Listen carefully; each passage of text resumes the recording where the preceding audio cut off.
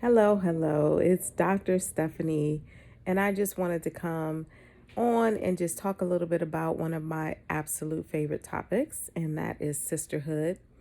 I had the opportunity to participate in a clubhouse room hosted in my club called the We're Speaking Sisterhood. And it was a really, really wonderful discussion that we got a chance to have. And I think that it's a discussion that we need to have more of. And most of the women who participated said the same thing, that sometimes we talk about it on a surface level, but we have a difficult time getting past the surface and getting down to some of the deeper conversations that we need to have. So, some of the things that came up were colorism, mother wounds, how our mothers are the first women that we know and the first women that we model our relationship to other women afterwards. And so sometimes our relationships with our mothers can be problematic and we have to do some healing work around that. We also talked about affinity groups and how sometimes we divide ourselves into affinity groups and we know sororities, community organizations, other groups, and the groups are intended to be about sisterhood. But if we're not able to have those real, honest conversations within those groups, that sometimes we don't really get to the true level of sisterhood that we're desiring. So it was a deep and it was a conversation that needs to be had and that needs to be ongoing. So I just wanted to share some of the things that I really learned in that conversation. And one of them was that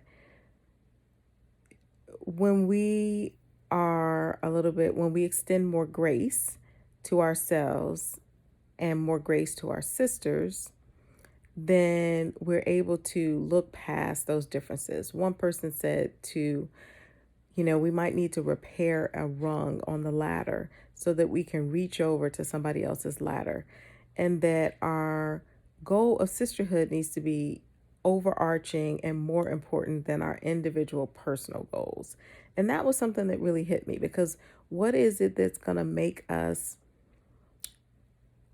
overcome the hurts and um, sacrifice and be that cheerleader and empower other women, even when it costs us something? It might cost us time, it might cost us energy, it might cost us attention in order to do this. So, what is it that will make us want to do this? And we have to sort of decide that building that sisterhood is more important than our individual gains because some of us have certain privileges, and that was something else that came up in the conversation. But we all have privileges, even though this person may have the privilege of being in a sorority, or that person may have the privilege of coming from a higher socioeconomic status, or that person may have the privilege of being quote unquote pretty or light skin privilege, or whatever it is, that we all have some sort of privilege, and that those things are not more important than the fact that we all have the same things that are working against us.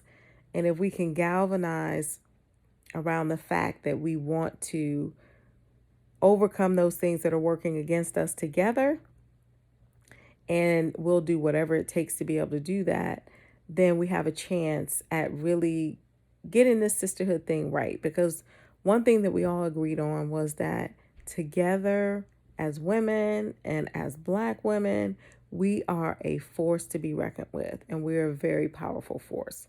So anything and everything that is standing in the way of us coming together collectively just needs to be defeated.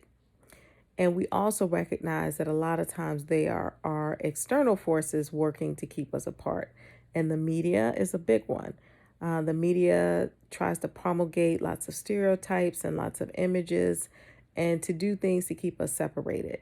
But we just need to be aware that that's happening and not drink the Kool-Aid, not fall into the trap of allowing the media to do that.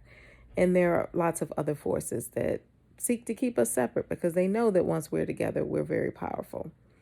So I just challenge every woman out there who hears this message, who is on social media, to continue this conversation.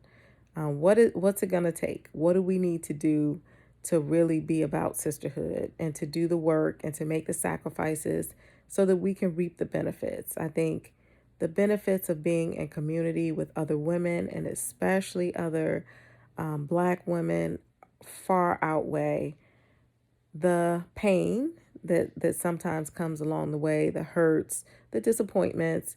We have to realize that we're all at different places at different times. But when someone is ready, when someone's emotionally intelligent enough to be able to have those deep conversations, that it's worth doing the work. So another point that was made is that we also have to do our individual work, our individual healing work. And as we do that, we'll start to see more opportunities to work together cooperatively as a community and as a group. So, those were just some really wonderful, powerful nuggets that were shared this week. And I did not want to keep it all to myself. I wanted to share it with my community. So, that's what I wanted to share. And I would love to hear your comments about other ways that we can build sisterhood, other conversations that we need to have in order to continue to grow our sisterhood, and any other ideas that you have. So thank you for watching, and I hope that you are well. I pause in peace. That's something else I learned this week. Take care. Bye bye.